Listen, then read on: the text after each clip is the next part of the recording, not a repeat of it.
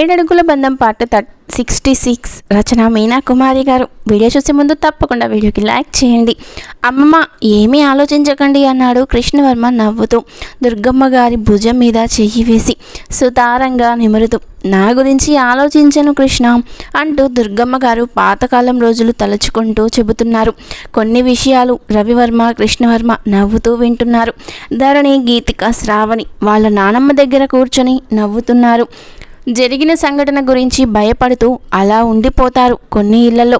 కానీ పెద్దవారు ఏదైనా ధైర్యంగా ఎదుర్కోవాలి అన్న ధైర్యం కురుస్తున్న మాటలను చెబుతూ ఉంటే ఉత్సాహం తెచ్చుకుంటూ ఉంటారు కుటుంబ సభ్యులు. కృష్ణవర్మ ఇచ్చే ధైర్యం, రవివర్మ గారు ఇది తన కుటుంబం అనుకున్న బాధ్యత, ఈ రెండూ కూడా చాలా హర్షణీయం.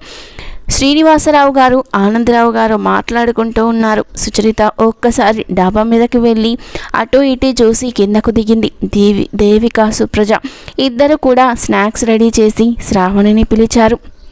శ్రావణి వచ్చి అందరికీ ఇచ్చింది. వేడి వేడి అల్లం టీ, యాలుక్కాయ సువాసనతో రెడీ చేశారు సుప్రజ గారు. గీతిక వచ్చి అందరికీ టీలు ఇచ్చింది. ధరణి నవ్వుతూ అందరి దగ్గర మంచినీళ్లు పెట్టింది. అందరూ టీలు తాగుతూ ముచ్చటగా మాట్లాడుకుంటున్నారు.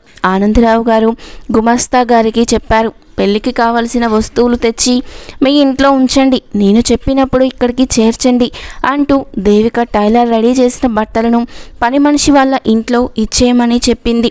ఫోన్ చేసి పని మనిషి ఆదెమ్మను ఆ బట్టలు ఎలా తీసుకురావాలో బయటకి కనపడకుండా తెలివిగా చెప్పారు దేవిక గారు.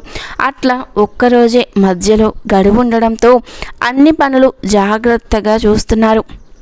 ఫ్యాక్టరీలో నమ్మకమైన ద్వారా మనుషుల ద్వారా పెళ్ళికి కావలసిన పూల జడ, దండలు, పువ్వులు మొదలైనవి తెచ్చి ఎక్కడ భద్రపరచాలి, అవి ఇంటికి ఎలా చేర్చాలో మొత్తం ఆనంద్ గారు కొత్తగా తీసుకున్న ల్యాండ్లైన్ ఫోన్లో చెప్పారు. అన్నీ ఎవరికి వారే సిద్ధం చేసుకుంటున్నారు. ఇంతలో విశ్వనాథ్ గారి కుటుంబం వచ్చారు.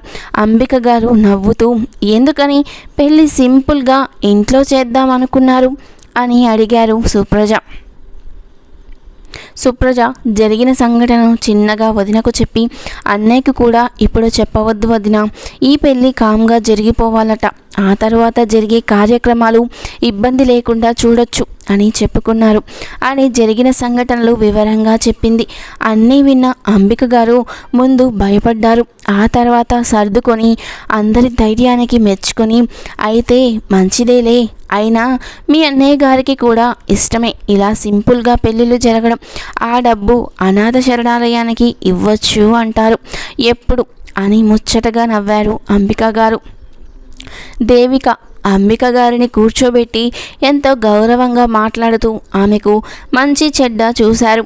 విశ్వనాథ్ గారు అందరూ ఇక్కడే ఉన్నారు అంటూ నవ్వారు రవివర్మ కృష్ణవర్మ. దేవనాథ్ పైకి వెళ్ళారు మాట్లాడుకోవడానికి. జరిగిన విషయాలన్నీ కామ్గా చెప్పుకున్నారు. పెద్దలందరూ కూర్చొని చాలా జాగ్రత్తగా ఉండాలి అని, ఎలా ఉండాలో బయటకు వెళ్లకుండా తీసుకోవలసిన జాగ్రత్తలు అని చెప్పారు కృష్ణవర్మ. దామోదర వర్మ గారు కృష్ణవర్మకు ఫోన్ చేశారు. వస్తున్నాను తాతగారు అంటూ కృష్ణవర్మ ముందుగా హాస్పిటల్కి వెళ్ళాడు. అక్కడ పేషెంట్స్ని చూసుకున్నాడు. జరగబోయే ఆపదలకు ఎటుపక్క నుండి హాస్పిటల్కు ఇబ్బందులు రాకుండా తన బాధ్యత తీసుకోవాల్సిన అవసరం ఉండడం వలన ఈ మధ్యన హాస్పిటల్ పనులకు బాధ్యతగా చూసుకోవడానికి తనతో చదువుకున్న మంచి డాక్టర్స్ ఇద్దరిని నియమించడం జరిగింది కృష్ణవర్మ. ఇంటికి చేరుకొని తాతగారి దగ్గర కాసేపు కూర్చున్నాడు కృష్ణవర్మ.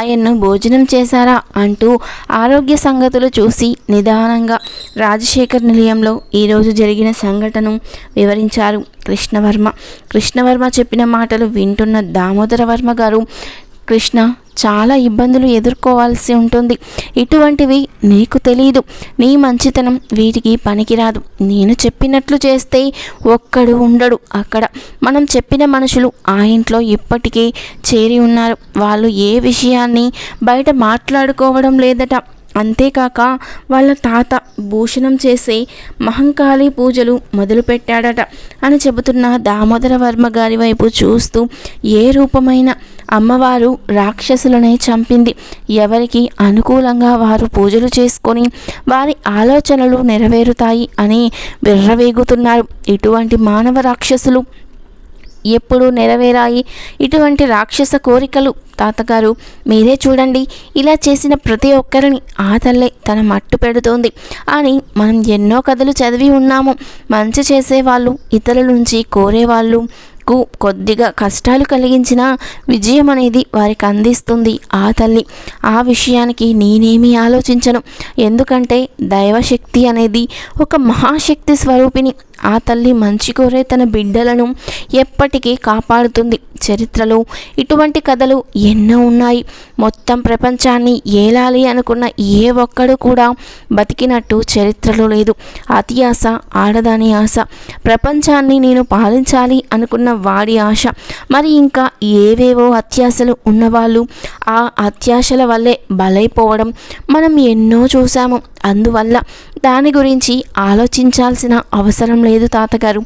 ఆ తల్లి శక్తి స్వరూపిణి, మాతృస్వరూపిణి కాబట్టి ఆ మహాదేవుడు సర్వం ఆమెకు అప్పగించాడు. రాక్షసులు అయిన బిడ్డల కోరికలను తీర్చడానికి వరాలు ఇచ్చే బోలాశంకరుడు తన బిడ్డలను వధించలేని సున్నిత మనస్కుడు. అందుకే పుట్టుక ఇచ్చిన వారి ప్రాణం కూడా తీయవచ్చు అని ఆ తల్లికి ఆ బాధ్యతలు అప్పగించాడు. ఎంతైనా తల్లి కదా, జన్మనివ్వడం ఆమె హక్కు. తప్పు చేసిన వారిని దండించి లేక వధించి ఆమె పాదాల వద్ద శిలల వలె ఉంచుకోవడం కూడా ఆమె హక్కు. ఏదైనా ఆ తల్లికి చెందింది అంటూ చెబుతున్న కృష్ణవర్మ వైపు అలాగే చూశాడు దామోదర వర్మ గారు. ఇన్ని పురాణ గాథలను ఎలా అవగాహన చేసుకున్నావు కృష్ణవర్మ? ఏ విషయానికి నీలో భయం అన్నమాట కనిపించదు. ధైర్యంతో సత్యం గెలుస్తుంది అన్న నమ్మకంతో నువ్వు వేసే ప్రతి అడుగు చాలా గొప్పది. నీకున్న జ్ఞానం ఒకప్పుడు మాకుంటే ఇన్ని గొడవలు జరిగేవి కావేమో అన్నారు దామోదర వర్మ గారు.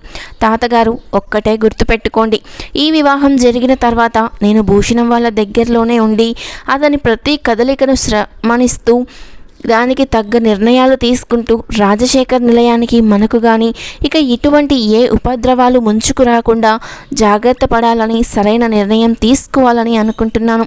ఇటువంటి కథలు మళ్ళీ పునరావృతం కాకూడదు. అమ్మకిచ్చిన మాట తప్పకూడదు. అమ్మ చెప్పిన ప్రతి మాట నాకు చెవుల్లో మారుమోగుతూనే ఉంది.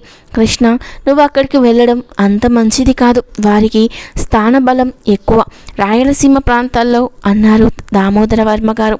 ప్రాంతాలు ఏమైనా మన నిర్ణయాలు మనకుంటాయి కదా తాతగారు, దాని ప్రకారమే నడుస్తాము.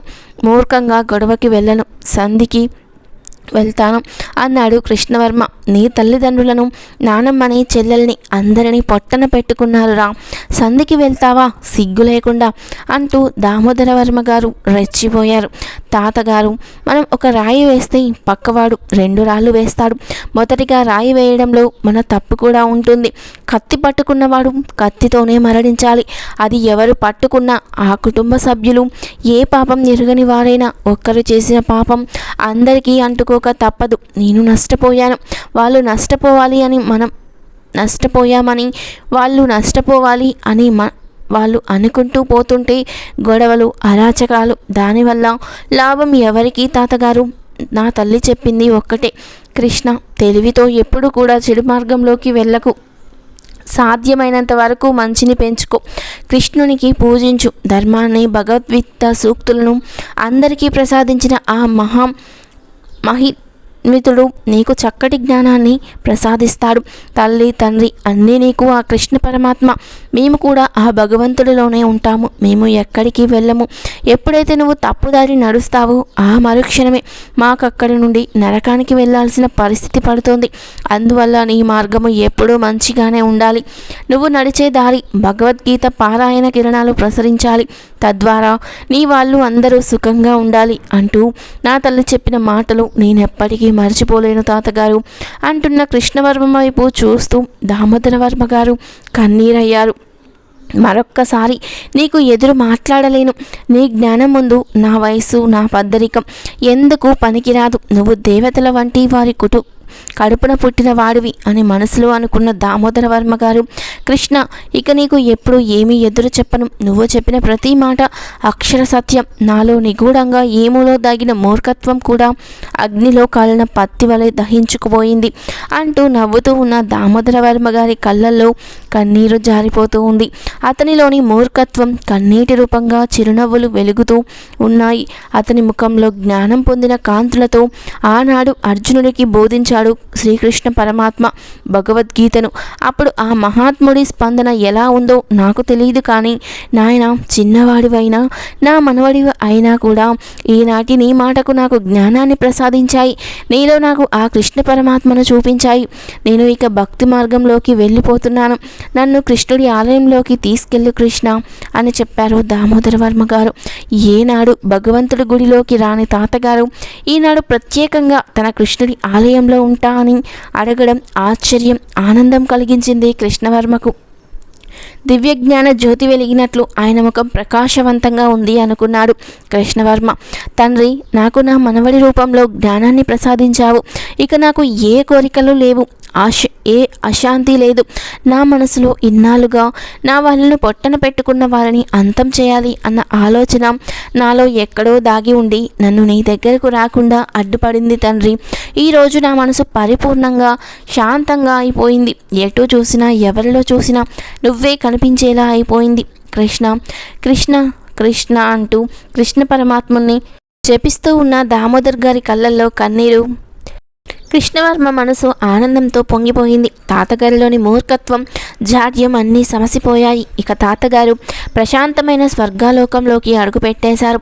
ఇక ఆ కృష్ణ పరమాత్ముడి ద్వారాలు తీయడమే ఆలస్యం అనుకుని కృష్ణ పరమాత్మ వైపు చూసి చిరునవ్వులు చిందించి కృష్ణ పరమాత్మని చూస్తూ, ఎవరినైనా మార్చేస్తావు కృష్ణయ్య, అది నీకే సాధ్యం అని నవ్వుకుంటూ వెళ్ళిపోయాడు కృష్ణవర్మ.